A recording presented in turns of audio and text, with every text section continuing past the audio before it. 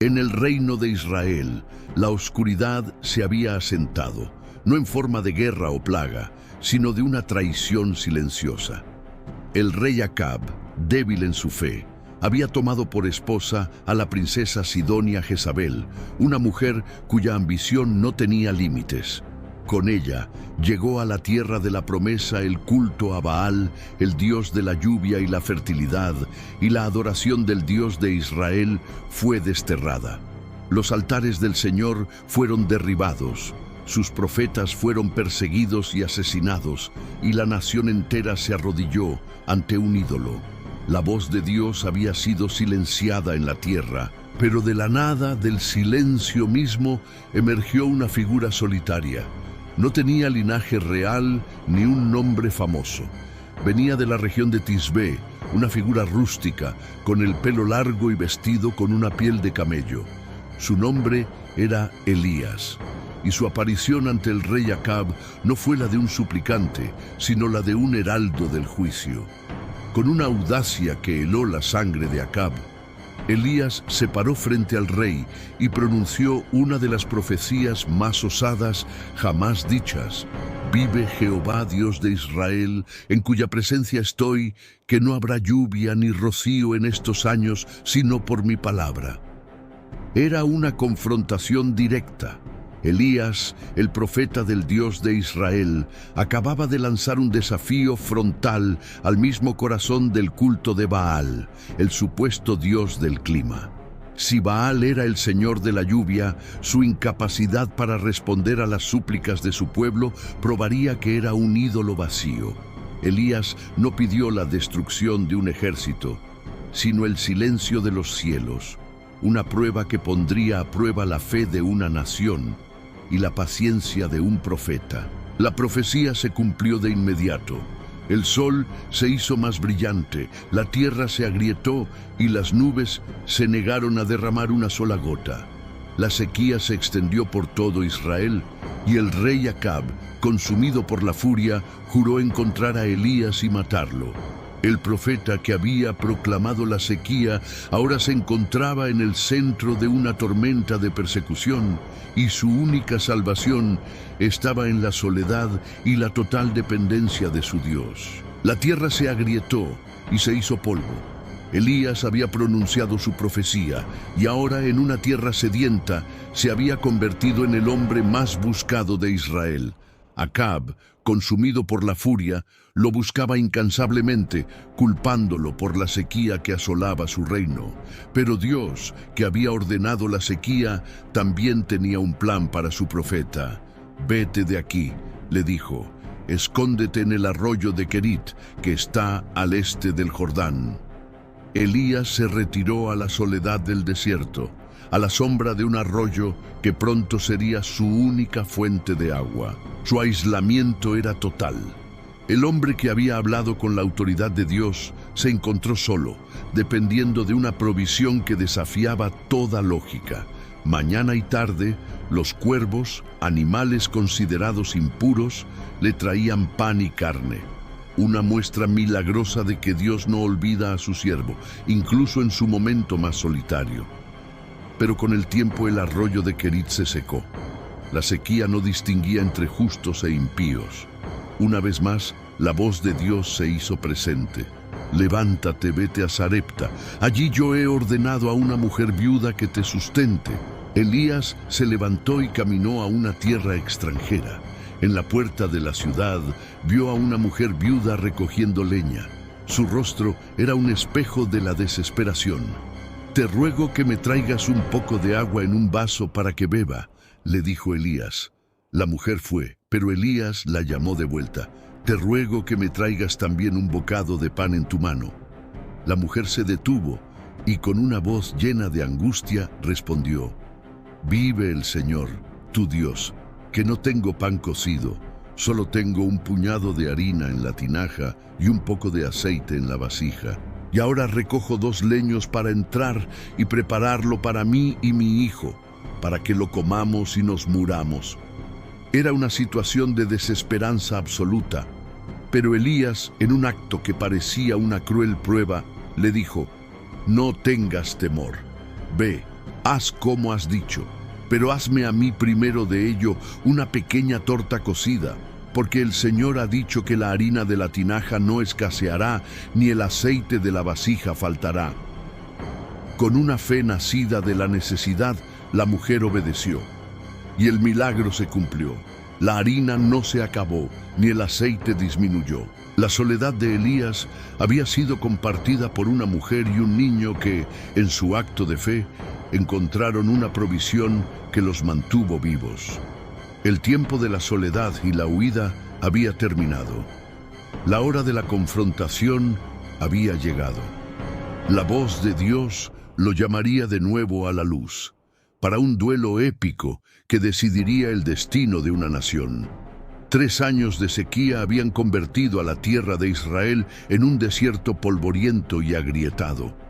Los ríos se habían secado, la hambruna asolaba a la nación y la desesperación se había apoderado de la gente. El rey Acab, que aún culpaba a Elías por la tragedia, buscaba al profeta por todas partes, pero no lograba encontrarlo. Elías, por su parte, sabía que el tiempo del exilio había terminado y que era hora de enfrentar a la oscuridad. De pronto, Elías se le apareció a Acab. El rey, lleno de furia, le increpó: «¿Eres tú el que turbas a Israel?». Elías, sin miedo, respondió con una verdad que lo ponía en su lugar: «Yo no he turbado a Israel, sino tú y la casa de tu padre, dejando los mandamientos de Jehová y siguiendo a los Baales». Elías propuso un desafío final, un duelo épico que se libraría en la cima del Monte Carmelo, un lugar sagrado y majestuoso que dominaría toda la tierra. El desafío era simple y brutal. Los 450 profetas de Baal se enfrentarían a Elías, el único profeta de Jehová que quedaba. El concurso era de fe.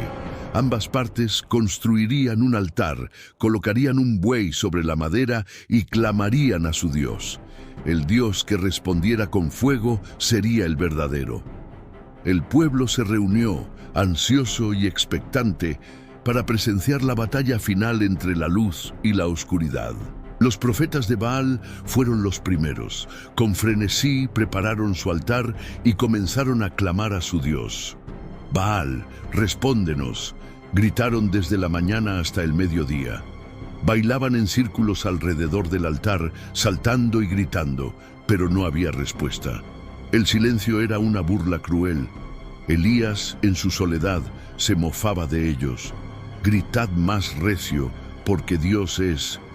Quizá está meditando, o está de viaje, o tal vez duerme, y hay que despertarlo».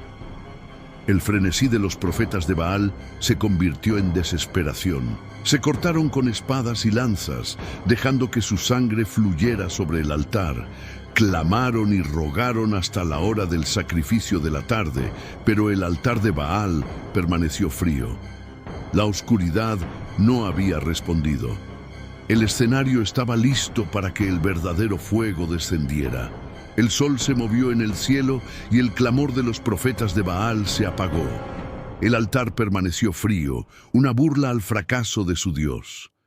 La multitud observaba, desesperada y ansiosa. Fue entonces cuando Elías se acercó. Con una calma que contrastaba con el frenesí que lo había precedido, el profeta de Dios le dijo al pueblo: «Acercaos a mí». En un acto de fe y obediencia, Elías reparó el altar del Señor, usando 12 piedras, una por cada tribu de Israel, un gesto simbólico de la restauración de la fe de una nación dividida. Puso la leña, cortó el buey en pedazos y lo colocó sobre el altar. Y luego, en un acto que parecía locura, ordenó: «Llenad 4 cántaros de agua y derramadla sobre el holocausto y sobre la leña». El agua, el bien más preciado en la sequía, se derramó sobre el sacrificio. Él lo mandó a hacer una segunda vez y luego una tercera, hasta que el agua llenó el surco alrededor del altar. El sacrificio estaba empapado. El altar no solo no se encendería, sino que se apagaría al instante. Era una prueba que solo un milagro podría superar. Entonces Elías, el hombre que estaba solo contra toda una nación de idólatras, se arrodilló y elevó una oración. No fue un clamor frenético, sino una súplica breve y poderosa, llena de convicción. Jehová, Dios de Abraham, de Isaac y de Israel, sea hoy manifiesto que tú eres Dios en Israel y que yo soy tu siervo y que por mandato tuyo he hecho todas estas cosas. Respóndeme, Jehová, respóndeme para que conozca este pueblo que tú, oh Jehová, eres el Dios y que tú vuelves a ti el corazón de ellos. La respuesta no se hizo esperar.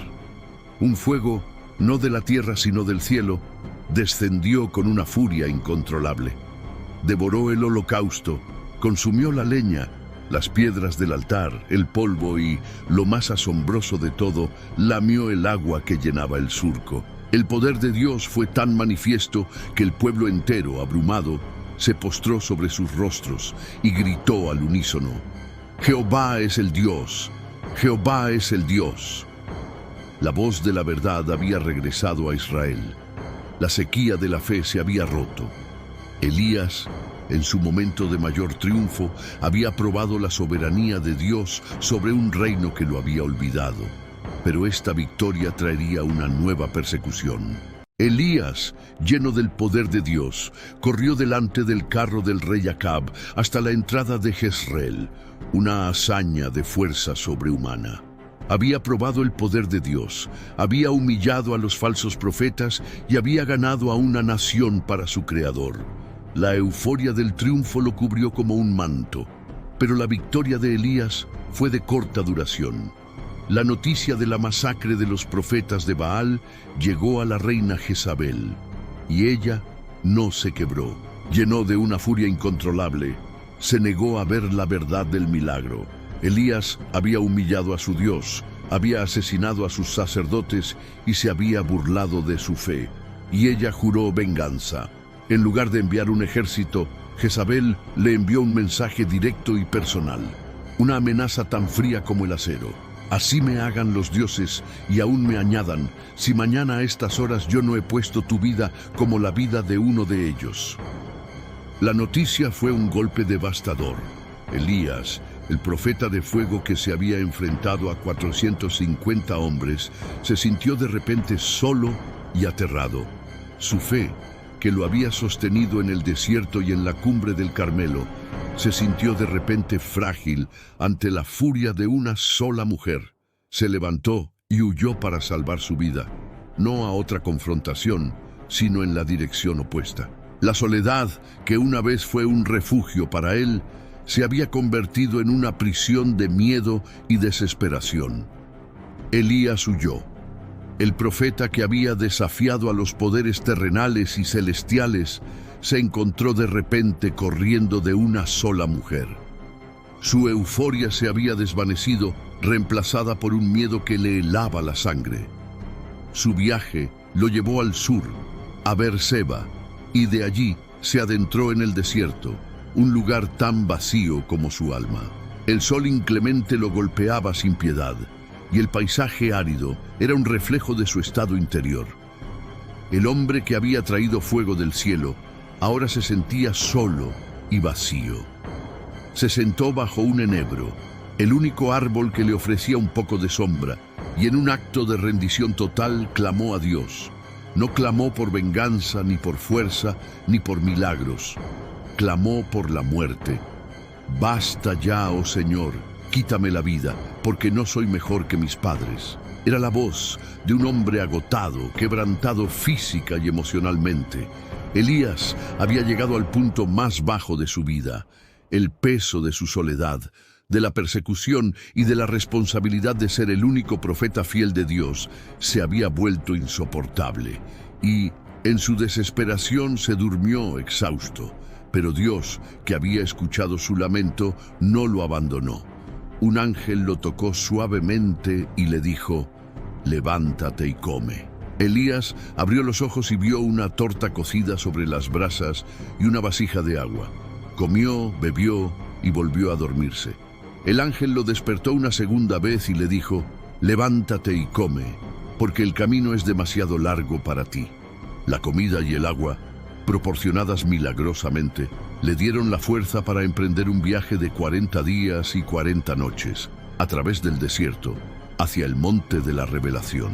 Elías se dirigía al monte Horeb, el mismo lugar donde Moisés había encontrado a Dios en una zarza ardiente. El profeta de fuego se dirigía al lugar donde su fe sería restaurada, no con milagros espectaculares, sino con una demostración de la naturaleza de Dios que lo dejaría sin aliento. Elías, fortalecido por la comida del ángel, caminó durante 40 días y 40 noches hasta llegar a su destino, el monte Horeb, la misma montaña de Dios, donde Moisés había recibido las tablas de la ley. Se refugió en una cueva, un lugar de soledad y reflexión. Ahí, en el corazón del desierto, Dios le preguntó: ¿Qué haces aquí, Elías? Elías respondió con la amargura de su corazón: He sentido un vivo celo por Jehová, Dios de los ejércitos, porque los hijos de Israel han dejado tu pacto, han derribado tus altares y han matado a espada a tus profetas, y solo yo he quedado y me buscan para quitarme la vida. Era un grito de soledad y desesperación, un lamento de un hombre que se sentía el último fiel en una nación de idólatras. Pero Dios no lo confrontó. En cambio, le ordenó salir de la cueva y pararse en la montaña. Elías obedeció. De repente, un viento fuerte y huracanado rasgó las montañas y rompió las peñas. Pero Dios no estaba en el viento. Después del viento, hubo un terremoto, pero Dios no estaba en el terremoto.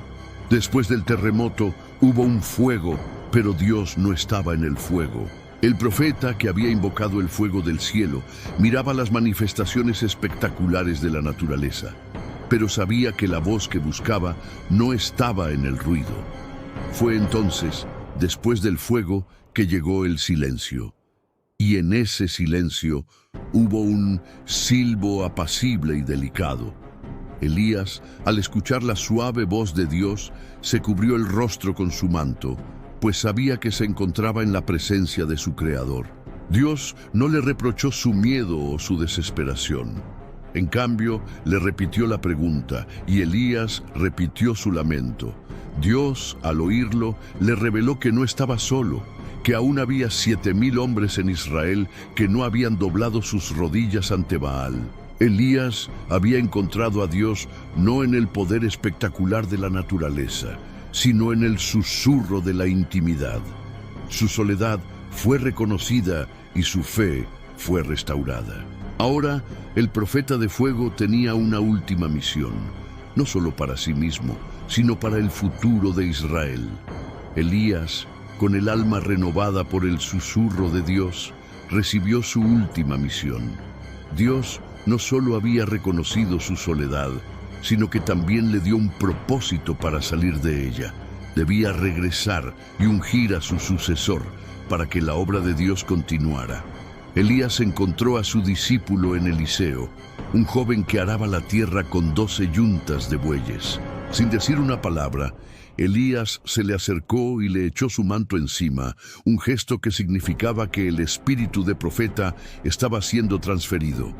Eliseo, al entender la señal, dejó todo y siguió a Elías. El tiempo de Elías en la tierra llegaba a su fin, pero su partida no sería en la quietud de una tumba, sino en la gloria de un final tan espectacular como su vida. Mientras caminaba con Eliseo a orillas del río Jordán, de repente, un carro de fuego con caballos de fuego se interpuso entre ellos.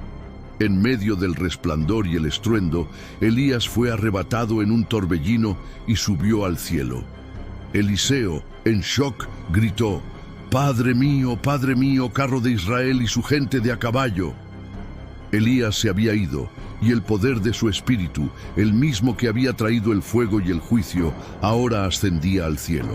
Pero como un símbolo de la continuidad de la misión, el manto de Elías cayó al suelo. Eliseo lo recogió, y con él partió las aguas del Jordán. El manto no era solo una prenda, era el legado de Elías. un recordatorio de que la fe y el poder de Dios no mueren con el hombre, sino que se transmiten. El profeta de fuego había cumplido su misión, su vida había sido un testimonio de fe y su final, una promesa de que la soledad del profeta no sería eterna, sino que su obra continuaría en aquellos que estuvieran dispuestos a seguir su camino.